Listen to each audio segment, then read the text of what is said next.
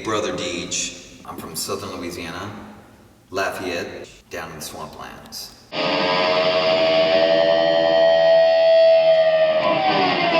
With the Brother Dege stuff that I do is Delta blues based, in the vein of Robert Johnson and Blind Willie Johnson and Bucka White and Sunhouse. And the darker side of the blues is what I gravitate toward.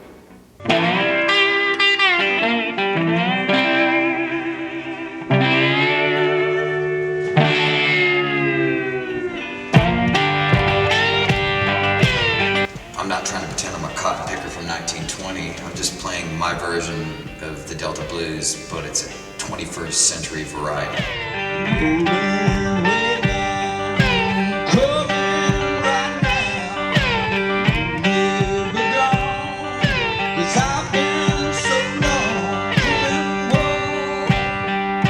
I'm not trying to pretend that I just grew up listening to Ernest Tubbs and bluegrass my whole life, even though I grew up in a small-ass town with not much going on.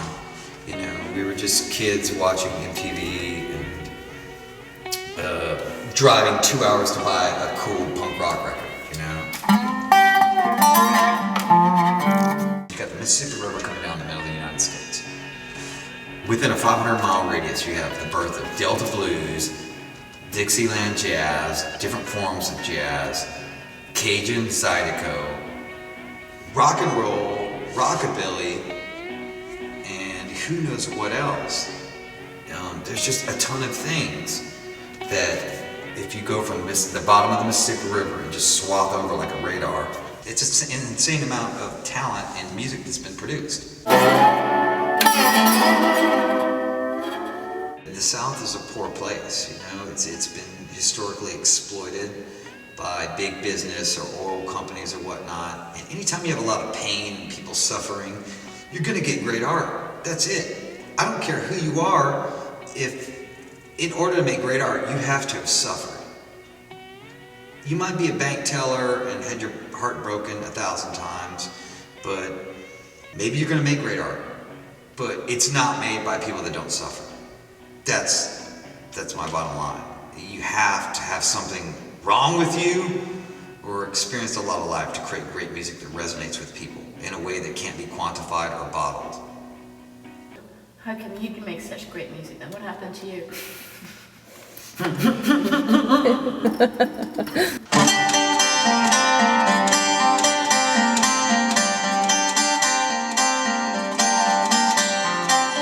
It's almost like my own form of praying to some kind of unknown higher power, you know what I mean? Is creating music and pushing something out there. Some people go to church and I play music. It doesn't have to be organized, it doesn't have to be orthodox. It doesn't even have to have like the right chords in it. It could just be complete noise, completely non-commercial trash. But if it resonates with me when I'm doing it, that's what gives it meaning for me.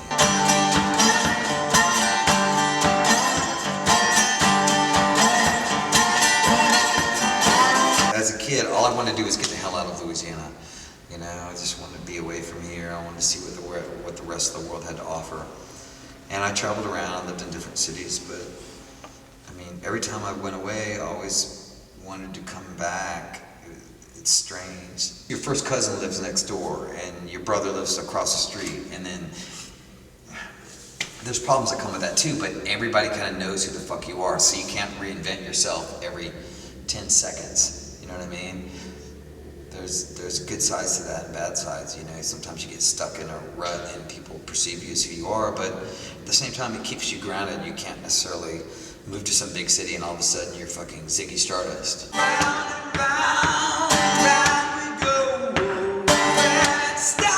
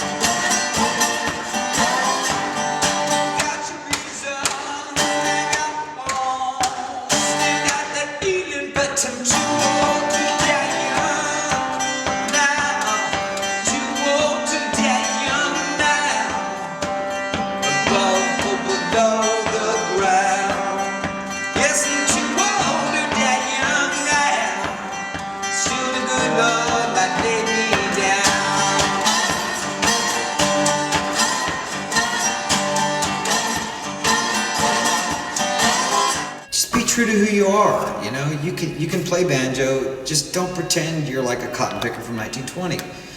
Just admit you're a freaking suburban goon from San Bernardino, and you like that stuff. And rather than singing about like cotton fields, you're singing about the mini mall. You know what I mean? Just incorporate all that stuff. I mean, I love the Delta blues. It's the mythos of it is so intoxicating.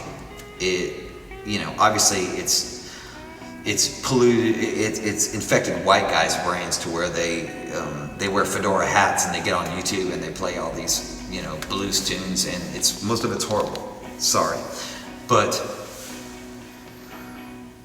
take what you do, and I love new music and I love old music, and it's just make it for the 21st century. Too old to die young now, still a good Lord, my lady.